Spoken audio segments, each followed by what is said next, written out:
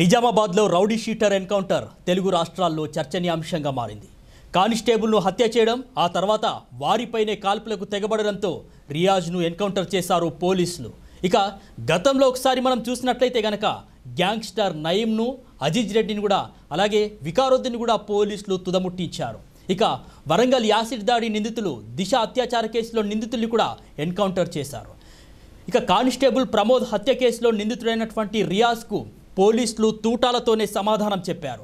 ఆసుపత్రికి చికిత్స కోసం తీసుకెళ్తే అక్కడి నుంచి రియాజ్ పారిపోయేందుకు ప్రయత్నం చేశాడు.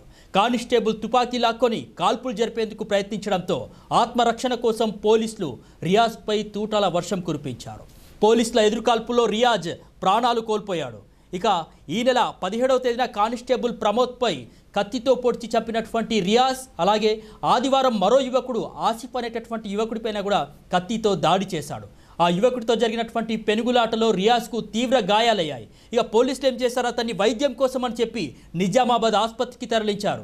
ఇక ఆసుపత్రి నుంచి పారిపోయేందుకు రియాజ్ ప్రయత్నం చేయడంతో పారిపోయేటటువంటి సమయంలో అక్కడే ఉన్నటువంటి ఏఆర్ కానిస్టేబుల్ దగ్గర నుంచి తుపాకీ లాక్కునే ప్రయత్నం కూడా చేశాడు రియాజ్.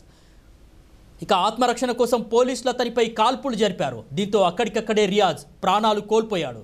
ఇక చనిపోయిన రియాజ్ అనేవాడిపై గతంలో కూడా 40కి పైగా కేసులు కూడా ఉన్నట్లు వెల్లడించారు పోలీసులు. రౌడీ షీట్ కూడా ఓపెన్ చేశారు గతంలో. ఇక ఇంతకుముందు చూసినట్లయితే కనుక డీజీపీ శివధర్ రెడ్డి ఆదేశాలతో పోలీసులు 9 బృందాలుగా ఏర్పడి గాలించి పట్టుకున్నారు. ఈ నిందితుడి ఆచూకీ చెప్తే 50,000 రూపాయల రివార్డు కూడా ప్రకటించారంటే పోలీసులు ఈ కేసును చాలా సీరియస్గా తీసుకున్నారు. నిందితుడు జరిపినటువంటి దాడిలో ప్రాణాలు కోల్పోయిన కానిస్టేబుల్ ప్రమోద్కు అశ్రునయనాల మధ్య అంత్యక్రియలు జరిపారు కుటుంబ సభ్యులు, పోలీసులు. ఇక తన తండ్రి లేడని తెలిసి కానిస్టేబుల్ 3 కుమారులు కూడా తల్లడిల్లిపోయారు. అధికారిక లాంఛనాలతో ప్రమోద్ అంత్యక్రియలు కూడా జరిపారు. రియాజ్ ఎన్కౌంటర్తో రౌడీ షీటర్లు, నేరస్తుల్లో వణుకు మొదలైంది. ఈ ఎన్కౌంటర్తో శాంతి భద్రతల విషయంలో రాజీ పడేది లేదని పోలీసులు మరోసారి చాటి చెప్పారు. గ్యాంగ్స్టార్ నయీం నుంచి రియాజ్ వరకు పోలీసులు రౌడీ షీటర్లపై ఉక్కుపాదం మోపుకుంటూనే వస్తున్నారు. అప్పట్లో నయీం ఎన్కౌంటర్ కూడా సంచలనంగా రేపింది. అప్పట్లో నయీం మోస్ట్ వాంటెడ్ నేరస్తుడు. 2016 ఆగస్టులో తెలంగాణ గ్రేహౌండ్స్ పోలీసులు అతన్ని కాల్చి తుదముట్టించారు. షాద్ నగర్లో నయీం ఇంటిని గ్రేహౌండ్స్ దళాలు చుట్టుముట్టి బుల్లెట్లు నయీం గుండెల్లోకి దింపారు. ఇక వెన్నులో వణుకు పుట్టించినటువంటి గ్యాంగ్స్టార్ నయీం ఎన్కౌంటర్ను తెలంగాణ ప్రజలు ఇప్పటికి కూడా మర్చిపోలేదు. ఇక 2019లో హైదరాబాద్ నడిబొడ్డున జరిగినటువంటి దిశ అత్యాచార ఘటన కూడా సంచలనం రేపిన విషయం మనకు తెలిసిందే. పాషా, శివ, నవీన్, చెన్నకేశవులు ఓఆర్ఆర్ టోల్గేట్ సమీపంలో దిశను అత్యాచారం చేయడమే కాకుండా డీజిల్ పోసి హత్య చేశారు. ఈ కేసును కూడా చాలా సీరియస్గా తీసుకున్నారు అప్పట్లో పోలీసులు. అప్పుడు కూడా కొన్ని రోజుల్లోనే కేసును ఛేదించారు, నిందితుల్ని పట్టుకున్నారు. ఈ కామాంధుల్ని ఉరి తీయాలి, ఎన్కౌంటర్ చేయాలని ప్రజలు, ప్రజా సంఘాలు డిమాండ్ చేశాయి. పెద్ద ఎత్తున వ్యతిరేకత కూడా మొదలైంది. అప్పట్లో నిందితుల్ని తీసుకెళ్తున్న వాహనంపై రాళ్ల దాడి కూడా జరిగింది. 2019 డిసెంబర్లో నిందితులతో సీన్ రీకన్స్ట్రక్షన్ కోసం అని చెప్పి అక్కడికి వెళ్ళినటువంటి నేపథ్యంలో అక్కడి నుంచి తప్పించుకొని పారిపోయేందుకు ప్రయత్నం చేసిన నిందితుల్ని ఎన్కౌంటర్ చేశారు పోలీసులు. ఆ ఎన్కౌంటర్లో వారందరూ కూడా చనిపోయారు.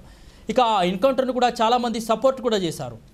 ఇక ఇదిలా ఉంటే వరంగల్ యాసిడ్ దాడి, 2008లో జరిగినటువంటి వరంగల్ యాసిడ్ దాడి కూడా అప్పట్లో ఉమ్మడి ఆంధ్రప్రదేశ్ రాష్ట్రంగా ఉన్నప్పుడు సంచలనం రేపింది. ఏదైతే యాసిడ్ దాడి ప్రజల్ని భయభ్రాంతులకు గురి చేసింది. వరంగల్లోని కాకతీయ ఇన్స్టిట్యూట్ ఆఫ్ టెక్నాలజీలో ఇంజనీరింగ్ చదువుతున్నటువంటి విద్యార్థినులు ఎవరైతే స్వప్నిక, ప్రణీత కాలేజీ నుంచి ఇంటికి వస్తున్నటువంటి క్రమంలో వారిపైన ఈ యొక్క యాసిడ్ దాడి జరిగినప్పుడు స్వప్నికకు తీవ్ర గాయాలయ్యాయి, ప్రణీత కూడా గాయాలై షాక్లో ఉండిపోయింది. ఇద్దరు విద్యార్థులపై దాడి రాష్ట్ర వ్యాప్తంగా సంచలనం సృష్టించింది. నిందితుల్ని అరెస్ట్ చేసి శిక్షించాలని మహిళా సంఘాల నుంచి ప్రభుత్వంపై అప్పుడు ఒత్తిడి పెరిగింది. ఇక స్వప్నిక తన ప్రేమను ఒప్పుకోలేదని నిందితుడు శ్రీనివాస్ తన స్నేహితులతో కలిసి యాసిడ్ దాడికి పాల్పడ్డాడు. ఇక నిందితుల్ని అరెస్ట్ చేసి యాసిడ్ పోసినటువంటి శ్రీనివాస్ను పోలీసులు ఎన్కౌంటర్ చేశారు. అప్పుడు పోలీసు ఉన్నతాధికారిగా ఉన్నటువంటి సజ్జనార్పై పోలీసులపై కూడా ప్రశంసల వర్షం కురిపించారు ప్రజలంతా కూడా, అదేవిధంగా మహిళలు కూడా. సో అప్పటి నుంచి ఇప్పటి వరకు నేరస్తుల గుండెల్లో తూటాలు దింపి అల్లరి ముక్కలు, నేరస్తులు, గ్యాంగ్స్టర్లు ఎవరైనా సరే సహించేది లేదని ఉక్కు పాదం మోపుతున్నారు పోలీసులు.